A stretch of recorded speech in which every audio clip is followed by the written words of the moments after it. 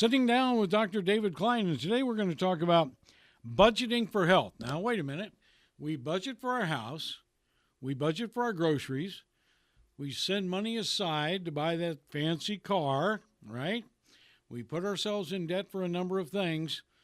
But when it comes to going to the doctor, you mean I got to pay for that? Imagine that. Why? Well, I don't know. It's like any other investment, okay? You know, you save your money for your vacations. You save your money because you have to pay your power bill.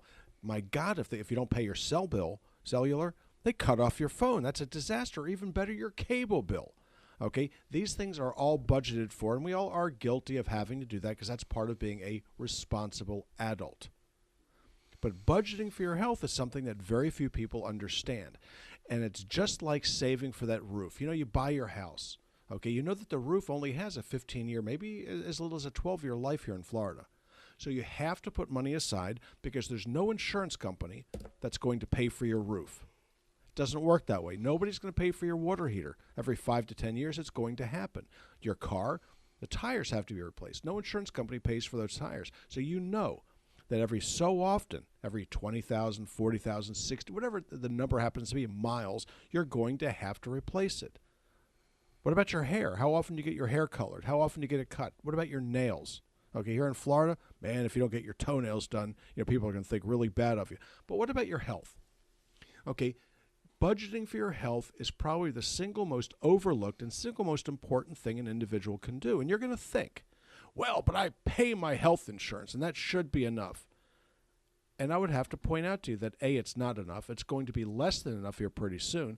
And if you don't wise up here a little bit, you're going to find yourself out a bunch of money for healthcare premiums with nothing to show for it. That happens to be the case with me. I've never really been able to collect on my Blue Cross. Why? Because I've kept myself pretty healthy. I feel pretty proud about that. Okay? So they don't pay for much of anything, yet those monies that I spend every month, they're entirely wasted.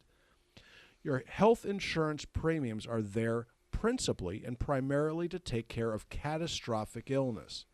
If you had your car insurance pay for every scratch on that car, you'd imagine that your health insurance or your car insurance would be astronomical. That's what's happened to our health insurance. So when you budget for your health, you need to look at this very, very carefully. What I advise my patients to do is to buy the health care insurance with the highest premium they can get, and then take the difference in what their premiums would have been had they gotten the lower deductible and put it in an HSA, someplace where they can access it and actually use it to pay for their health care by paying cash at a discount. It turns out, that few people actually hit their deductible on an annual basis. Very few people actually get to that deductible. So wouldn't it be smarter for you to have that money in an HSA, not spend it, and let it roll over to the next year? That is the single best and highest use of your money in the healthcare system. The number of people that actually do that is remarkably small because it takes some discipline, and most people don't have even the smallest amount of discipline. So if you're able to save $300 a month on your healthcare premiums, then you put that into an HSA. $3,600 a year is what you end up saving. If you spend $800 of it, you're still left with $2,500 to roll over into the next year. That's how it's done. That's how wealth is built. You build wealth not by paying healthcare premiums, but by saving your money intelligently and spending it wisely. Now, what else can you do to improve your odds, to increase your chances, to increase your longevity, and to decrease healthcare expenses? It's called taking care of yourself. Now imagine that, What do you want to do? First thing you want to do, and the most obvious thing, is to look around you. Assess your circumstance. Assess the people around you. And notice something very, very special. That things have changed, Back in the 1970s and earlier, people were slender, The odd person in the group was heavy, but by today's standards, they would be very normal. Something has changed in our diet that has made our population grow and not healthy. Yeah, there are more of us, but they're also bigger. And this is a big problem. What we're looking at here is an epidemic of obesity. Why did this happen to us? It's because we listened to the dietitians, the nutritionists, and we listened to the government. All three are bad ideas, We're consuming too many calories to be certain. We're consuming the wrong calories, absolutely. But we're also consuming the wrong foods, which in turn make us fat. Worst thing of all is soy. Soy lecithin than soybeans. What does it do? It induces a state of hypothyroidism, which in turn makes everybody look dumpy, feel dumpy, and gain weight. We compound that by taking in a food that's very, very inexpensive, and it's known as corn. Cornmeal, corn syrup. Corn syrup inhibits the insulin receptor, which then puts weight on you. So the double whammy that we get from these convenience foods is what's making us fat. It's not the restaurants themselves. It's our own stupidity that's making this happen. So we have to budget to eat properly. What does this mean? It means you cut those foods out of your diet, rely less on fast foods, prepare your darn foods yourself.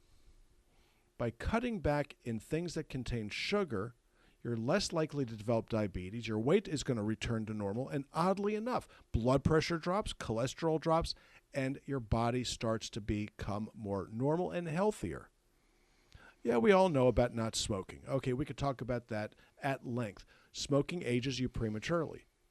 Don't do it. If you're a smoker, stop. If you can't, oh well, too bad for you. What about alcohol? You got to go lightly with the stuff. Okay, it too will put weight on you. It's long known that that beer belly wasn't a mistake. Okay, it happens when you consume too many calories and they're empty in the form of alcohol. Now, what can you do proactively if you don't fall into either one of those issues? You look at what you're eating and understand, okay, that our foods no longer contain the micronutrients that they once did. We no longer live in a society where tomatoes are going to end up with everything that you need to get all of your vitamins and minerals. We're not going to see them in asparagus. We're not going to see them in lettuce. We're not going to see them in fruit. Look, gone are those days. Everything has been overcropped. The micronutrients are gone. So you need to start by budgeting some money, not a lot, to supplement what you're taking in your diet to fix those things, replace those things really that are missing. The most important thing to start is with a chelated mineral complex. Why? Vanadium and chromium deficiency will lead to diabetes. How long does that usually take? It used to take 30, 40 years for that to occur. Now you're seeing diabetics at a much younger age. Why? Because the deficiencies are becoming obvious at an earlier age. What about things like zinc and selenium for thyroid disease? You can't get them in our groundwater anymore, so you have to take them exogenously. What does that mean? It means you have to take the capsules. Is it expensive? The answer is no. You do not need to be buying expensive crap that is advertised on television. Those TV ads are wickedly expensive, and if you don't mind paying for them in the price of the product, you go for it. It just isn't necessary to do it. The B vitamins, very, very cheap. You don't need to be spending a lot of money on these. Fish oil, it's a different matter. You can spend a lot of money on fish oil and get very, very little for it, or you can spend it wisely and end up getting a great deal of value. Why is this important? Because the omega-3 fatty acids prevent heart disease. They forestall its development. They keep you healthier along the way. There are bunches of things that you can do to prevent chronic illness, and it starts, honest to God, it starts with prevention by taking the right food, secondarily by supplementing intelligently. And what does it cost to do this? Well, you're going to spend $500 to $1,000 a month on health insurance. You can get this done for $40 a month. Okay, this is not serious money. It's shocking to me the number of people that find that to be too inconvenient.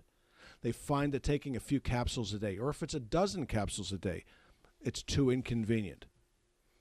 Not so. You have to look at this thing as an investment in your future. It's something that's not going to be obtained for free. Your insurance isn't going to cover it. Don't blame Big Pharma. If you want to find who's responsible for not doing this, you can find that person. You can find that agency clearly, visibly in the mirror. Okay, we are responsible for ourselves.